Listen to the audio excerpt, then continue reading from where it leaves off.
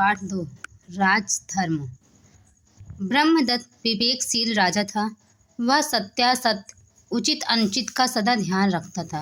वह ऐसे व्यक्ति को ढूंढता था जो उसके दोषों को बता सके। प्रशंसा करने वाले तो सभी थे, दोष बताने वाला कोई नहीं मिलता था।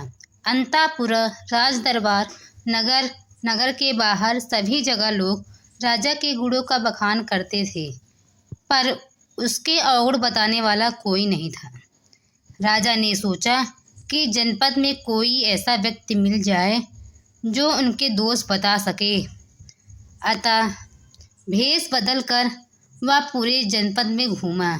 वहाँ पर भी उसे अपना गुण ही सुनने को मिला, दोष नहीं। फिर वह घूमता हुआ हिमालय देश पहुँचा।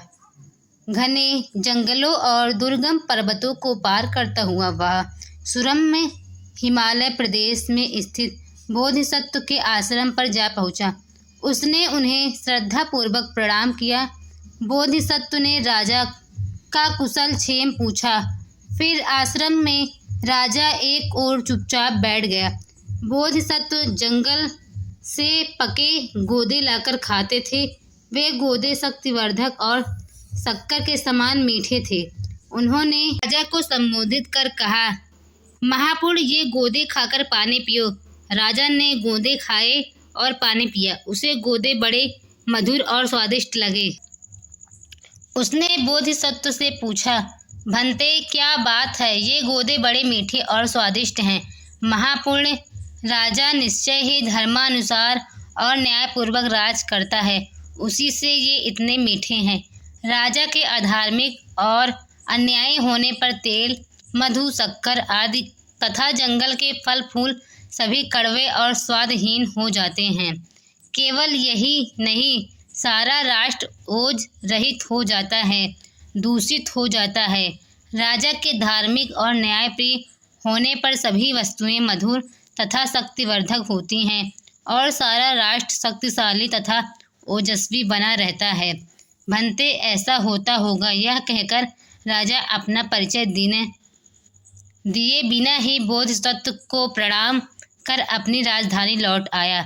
उसने सोचा, तपस्वी बोधिसत्व के कथन की परीक्षा करूंगा, अधर्म और अन्याय से राज करूंगा, देखूंगा बोधिसत्व की बात में कितनी सच्चाई है। राजा ने ऐसा ही किया। कुछ समय बीत जाने पर वह फिर बोधिसत्व के आश्रम में पहुंचा और उसे प्रणाम कर एक ओर बैठ गया। बोधिसत्व ने फिर पके गोदे दिए।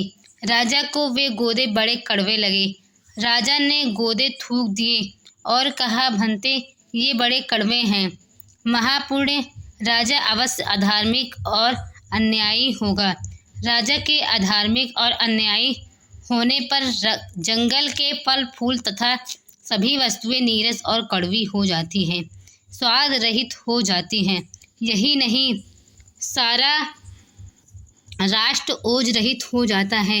राजा के और जिज्ञासा करने पर बोधिसत्व ने कहा, गायों के नदी तैरते समय बैल नेता यदि टेढ़ा हो जाता है तो नेता के टेढ़े हो जाने के कारण सभी गायें टेढ़ी हो जाती हैं और मार्ग से भटक जाती हैं। इस प्रकार मनुष्यों में भी जो श्रेष्ठ होता है वह नेता माना जाता है।